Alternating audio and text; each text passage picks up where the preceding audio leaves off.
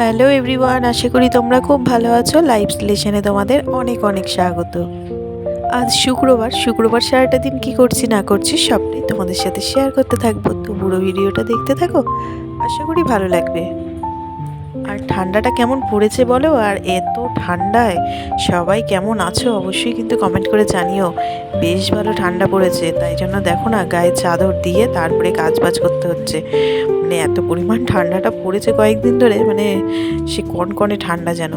কয়েকদিন ঠান্ডা পড়েছিল ভীষণ, তারপরে মাঝে আবার ঠান্ডাটা অনেকটা কমে গেছিলো, তখনই বেশ ভালো ছিল। অতিরিক্ত ঠান্ডা ভালো লাগে না, যেমন অতিরিক্ত গরমও ভালো লাগে না, তেমনি অতিরিক্ত ঠান্ডাও ভালো লাগে না। সব কিছু বেশ একদম সমান সমান থাকবে, সেই জিনিসটা ঠিক আছে। কয়েকদিন ঠান্ডাটা একটু কম ছিল, বেশ ঠান্ডাটাকে এনজয় করার মতো ছিল, ভালো লাগছিল। আর এই দুদিন ধরে আবার সেই কনকনানি ঠান্ডা, উফ কী যে কষ্টকর। আর এই ঠান্ডায় যেন একটা শরীরের মধ্যে জড়তা লেগে থাকে, না কোনো কাজ করতে ইচ্ছে করে না কোনো কিছু। আর আমাদের মানে মহিলাদের কাজ বাজ মানেই হচ্ছে জলের কাজ, সমস্ত কাজ, রান্না বান্না করতে গিয়েও জল ধরতে হবে, সমস্ত কাজ পরিষ্কার পরিচ্ছন্ন থেকে শুরু করে সমস্ত কিছুতে জল ব্যবহার, কাচাকুচি সব কিছুতে। আর তুমি মানে তোমরাই বলো, এত ঠান্ডার মধ্যে এই যে কাজগুলো করতে সে কী কষ্টকর।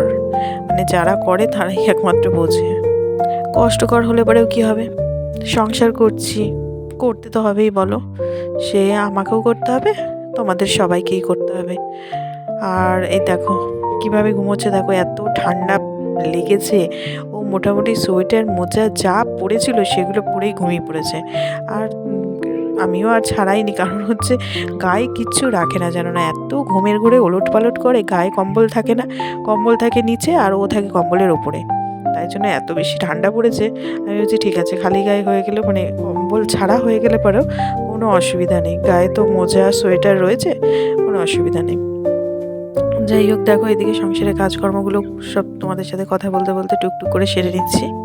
আর তারপরে কি বলো তো, এত ঠান্ডার মধ্যে একটা জিনিস ভালো হচ্ছে, একটু দেরি করে ঘুম থেকে উঠতে পারছি। যেহেতু বোজোর স্কুল নেই, সেহেতু ঘুম থেকে একটু দেরি করেই উঠতে পারছি, মানে পাচ্ছি, অসুবিধা হচ্ছে না। কিন্তু সেই সুখ কিন্তু আর 2-1 দিনের, বেশি দিনের জন্য নয়। সোমবার থেকেই স্কুল খুলবে, নাও সেই সকাল সকাল উঠে খাওয়ার করা, টিফিন করা, অনেক কিছু।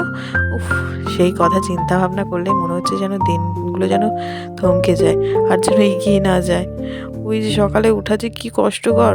তবে এই মানে যতদিন একটু রেস্ট পাই, তারপরে যখন খোলে স্কুলটা তখনই চিন্তাটা হয় বেশি, একটু ভয় ভয় লাগে। তারপরে আবার যখন চালু হয়ে যায়, করতে করতে আবার অভ্যস্ত হয়ে গেলে পরে তখন আবার ভয় জিনিসটা থাকে না, এটা কেটে যায়।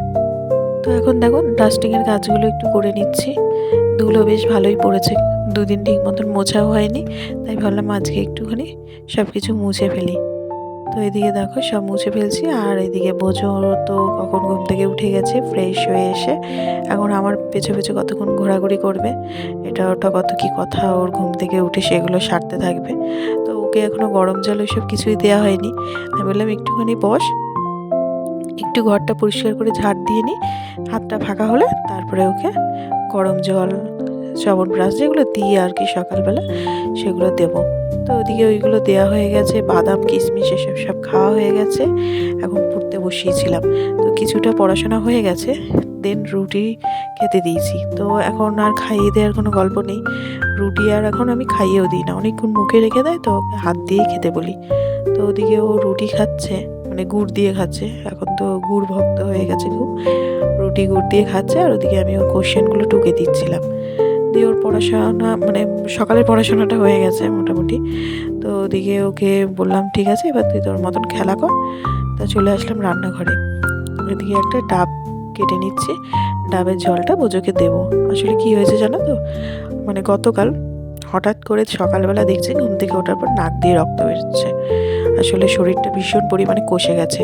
একেই তো শীতকাল, গরমে জামা কাপড় গায়ে সবসময় পরে থাকছে, তারপর গরম জল খাচ্ছে ধরো, মানে একদম ঠান্ডা জল তো খেতে পারছে না, একটু মিশিয়ে দিতে হচ্ছে, গরম জলে স্নান করা, সমস্ত কিছু মিলিয়ে মিশিয়ে একদম শরীর খুবই গরম হয়ে গেছে, কষে গেছে, ওই জন্য নাক দিয়ে রক্ত বেরিয়েছে।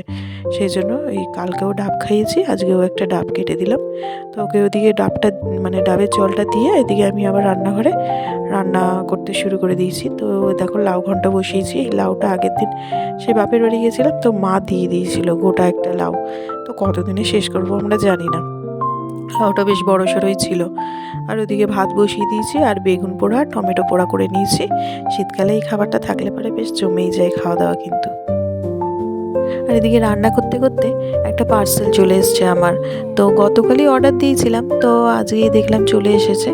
তো চলো এবার আনবক্সিং করি, আমিও দেখি আর তোমাদের সাথে শেয়ার করি কী রয়েছে এর মধ্যে। তবে এর মধ্যে কী আছে সেটা তো আমি জানি, তবে চলো তোমাদেরকে একবার দেখাই কি রয়েছে। জানো এর মধ্যে একটা নাইট ক্রিম রয়েছে। কয়েকদিন ধরেই ভাবছি অর্ডার দেবো, তো একটা নাইট ক্রিম অর্ডার দিয়েছি। তো ওটা মানে কালকেই অর্ডার দিয়েছি, আজকেই চলে এসছে, ভালোই হয়েছে। তো চলো এটাকে খুলে রেখে দিয়ে আবার রান্নাঘরে ঢুকতে হবে। এখনও রান্না কমপ্লিট হয়নি, তবে আমি যখন কোনো জিনিস আনবক্সিং করব, বোঝো পাশে চলে আসবে সেই জিনিসগুলো দেখতে। আসলে ছোট তো, নতুন কোনো জিনিস দেখলে সেটার প্রতি আগ্রহ ভীষণ। আর এদিকে দেখো কাজলি মাছ নিয়ে এসেছে, কাজলি মাছের ঝাল বসিয়েছে। আজকে একটু মানে জলটা বেশি হয়ে গেছে, তো এটাকে একটুখানি টানিয়ে নিয়ে তারপরে ধনেপাতা দিয়ে নামিয়ে নিলাম। তো ওদিকে রান্না আমার কমপ্লিট হয়ে গেছে। বেগুন আর টমেটো পোড়া করেছি, আর ওদিকে বড়ি দিয়ে লাউ করেছি। তো চিংড়ি মাছ আনার জন্য বলেছিলাম বাজার থেকে, তো গঙ্গার চিংড়ি মাছ পাইনি। আর লাউ ঘন্টটা না গঙ্গার ওই টাটকা চিংড়ি মাছ দিয়ে খেতে বেশি ভালো লাগে চালানির চিংড়ির থেকে। তো পাইনি বলে আমি বললাম ঠিক আছে তাহলে বড়ি দিয়েই করে দিই। বড়ি দিয়ে করেছি, আর ওদিকে কাজলি মাছের ঝাল। তো রান্না তো আমার কমপ্লিট হয়ে গেছে, এবার রান্নাঘরটা পরিষ্কার করে নেব। এখন বিকেলবেলা ঘুম থেকে উঠে মনোজকে একটু পাঠিয়ে নিলাম আমি আর বোঝো মিলে, যে চলো একটু খাদ্যমেলা থেকে ঘুরে আসি। আর আমি রেডি হয়ে গেছি, আর বাবা আর ছেলে দুজনেই রেডি হয়ে মোটামুটি মারামারি হুড়োহুড়ি শুরু করে দিয়েছে, যেটা ওদের প্রতিদিনের কাজকর্ম। একসাথে দুজনে থাকলে ওই দুই ভাইয়ের মতো মারামারি হুড়োহুড়ি করতে থাকে। তো চলো আমি একদম রেডি হয়ে গেছি, এবার মেলা থেকে একটু ঘুরে আসা যাক। যা ঠান্ডা পড়েছে, আর বাইরে যে পরিমাণ ঠান্ডা, মানে বাইরে বেরোনোটাও যেন একদম চাপের ব্যাপার একটা। তবু ওই মাঝে মধ্যে ছোটোখাটো এই আনন্দ করতে ইচ্ছা করে আর কি। তো এদিকে দেখো তোমাদের সাথে কথা বলতে বলতে মেলায় চলে এসেছি। তো বেশ ভালোই লাগছে, চারিদিকে শুধু খাবারের দোকান আর খাবারের দোকান শুধু। আর ওদিকে ছোটোখাটো একটা অনুষ্ঠানও হচ্ছে, ওই মানে নাচ গান এসব নানা রকমের মানে অনুষ্ঠান হচ্ছে। তো এদিকে দেখো চেয়ার টেবিলও রাখা রয়েছে, মানে স্টল থেকে খাবার কিনে চেয়ার টেবিলে বসে খেতে পারবে, তার সাথে অনুষ্ঠানগুলো দেখে বেশ এনজয় করতে পারবে। বেশ মানে পদ্ধতিটা মেলার খুব ভালো সিস্টেমটা।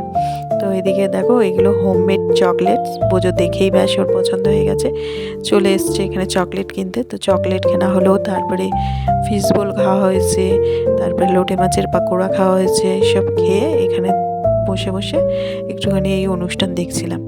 দেন চলে আসলাম আচারের দোকানে। তো এখান দিয়ে রসুনের আচার আর হচ্ছে কাঁচা লঙ্কার আচার, এই দুটো আচার কিনলাম।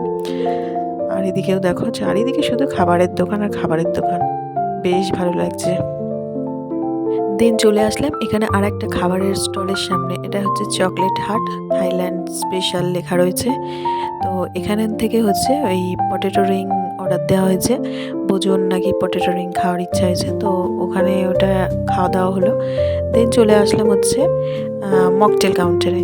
তো এখান থেকে একটু মকটেল খেয়ে একটু ঠান্ডাটা কম করে নিয়েছি, যাতে ঠান্ডার মধ্যে বেশি ঠান্ডা খেয়ে চাপটা না হয়, তাই জন্য অল্প একটু বরফ দিতে বলেছি। তো একটা নিয়ে আমি আর বোঝোকে একটুখানি দিয়েছি, আর আমি মানে বেশিটা খেয়েছি। তো খাওয়া দাওয়া করে দেখো এখন আবার চলে আসলাম বাড়িতে। তো ড্রেসটা চেঞ্জ করিনি, 9টার সময় বোঝোকে নিয়ে যাব ডাক্তারের কাছে। তো সেই জন্য ড্রেসটা চেঞ্জ করিনি, একটু কিছুক্ষণ ঘরে বসে তারপরে ওকে নিয়ে যাব ডাক্তারের কাছে। কেন জানো, এই দেখো সারা মুখে বিজগিরি দানার মতন কী সব বেরিয়েছে। তো অনেক দিন ধরে বেরিয়েছে, তো ঘুরতে যাওয়া হয়েছে, এসব হয়েছে বলে আর ডাক্তার দেখানো হয়নি। ভাবছি মানে ঘুরে আসি তারপরে দেখাবো, কারণ নিশ্চয়ই কোনো মলম দেবে, এসব দেবে, সেগুলো লাগানোর ব্যাপার আছে। তো ডাক্তার দেখিয়েও দেখো চলে এসেছি। তো চলো আজকের মতন ভিডিওটা এখানেই শেষ করছি। যদি ভালো লেগে থাকে অবশ্যই লাইক শেয়ার অ্যান্ড সাবস্ক্রাইব করে দিও। আর ভিডিওটা কেমন লাগলো অবশ্যই কিন্তু একটা কমেন্ট করে জানিও। আবার ফিরে আসছি নতুন কোনো ব্লগের সঙ্গে, ততক্ষণের জন্য টাটা, বাই বাই।